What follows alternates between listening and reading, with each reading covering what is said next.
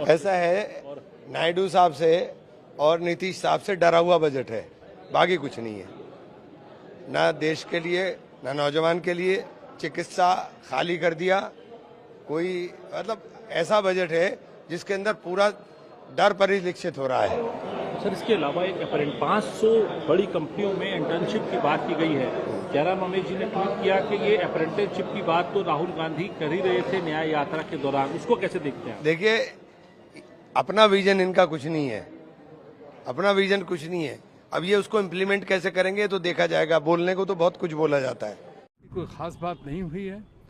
और जो शुरू में कहा गया कि 4 जाति हैं, गरीब, युवा, महिला और किसान, ये लोगों के ऊपर अभी समझ में आएगा दरअसल उनके लिए क्या किया गया है। आपने दवाई के बारे में क्या बोला सर?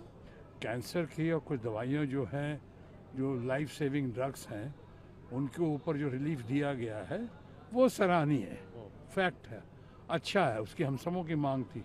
बिहार के लिए जो हुआ है, बिहार का होने के नाते बहुत अच्छा लगा, लेकिन उसकी कीमत तो आपको चुकानी ही थी। यानी बिहार को ऐसे नाक नहीं पकड़ के वैसे नाक पकड़ा, लोग एक्सपेक्ट भी कर रहे थे, अच्छा किया। बिहार को ज़रूरत भी थी, बिहार की मांग भी थी, आपने किया। लेकिन साथ साथ आपने आंध्रा के लिए भी किया, एक्सपेक्टेड था। लेकिन बाकी आपने तेलंगाना के लिए क्या किया, पंजाब के लिए क्या किया, और जैसा आपने कहा बंगाल के लिए क्या किया। बहुत सारी बातें हैं जिस पे अब कल से उछल उछल के बातें होंगी। मैंने तो कहा कि डिजिटल बढ़ाओ ना, हमें किसानों को डिजिटल कैंपेन से जोड़ दो। हमारा गन्ने का भुगतान, दूसरी भुगतान भी आप डिजिटल से कर दो। कौन सी टेक्नोलॉजी आप डिजिटल से दोगे किसानों को? भाई हमारा भुगतान भी जोड़ दो ना आप उसी से, डिजिटल से ही, डिजिटल प्लेटफॉर्म से आप बढ़ाओ। प्रधानमंत्री का पायलट प्रोजेक्ट है डिजिटल कैंपेन, आप बढ़ा दो। हमारा गन्ने का फसल तो 1 साल में आती है, आ रही फसल 1-1.5 साल में, और भुगतान उसका होता है वो भी 12 महीने में, 8 महीने में। अभी कुछ फैक्ट्रियों का भुगतान जो गन्ने का है वो नवंबर दिसंबर का हुआ। कृषि और जुड़े सेक्टरों को 1.52 लाख रुपए का प्रावधान किया गया, ये कारगर साबित हो कृषि? अब कृषि में बहुत से सेक्टर आएंगे, आप कौन से सेक्टर में कितना फंड दोगे? आप कल तो ये भी कहोगे कि पुलिस को हमने इतना फंड दे दिया, उसकी तनख्वाह दे रहे हैं हम। ये जो सेक्टरों में पैसे देने की बात करी, इसको डिफाइन करना पड़ेगा कि किस सेक्टर में कितना जा रहा है और वो कहाँ लग रहा है। आप भाव देने की बात नहीं करते, सारी बात करते हो भाई एमएसपी गारंटी कानून दे दो।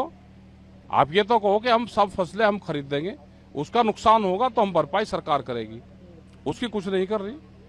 अभी बाढ़ आई, पूरा हमारा उत्तर प्रदेश और बिहार, बहुत हिस्से बाढ़ से प्रभावित हुए। क्या उन किसानों को लाभ मिल रहा है? नुकसान की कोई भरपाई हो रही है? वो नहीं हो पा रही है। सरकार 32 फसलों के लिए 109 किस्में की लॉन्च करेगी। नई किस्में लेकर आ रही, जिस तरह से क्लाइमेट चेंज हो रहा है वो उनका ठीक है कि उस तरह की फसलें सरकारें लेकर आ रही है, लेकिन उसमें जेनेटिकली मॉडिफाइड सीड नहीं होनी चाहिए, जीएम सीड उसमें नहीं होने चाहिए। फसलें तो हमारे वैज्ञानिक है जो रिसर्च सेंटर हैं, क्या उसको फंड लोकेट किया है? उस पर कितना फंड जाएगा? उसके धीरे धीरे फंड काट रहे हैं ये सारे। क्या बाहर से किस्म लेके यहाँ पे आएंगे?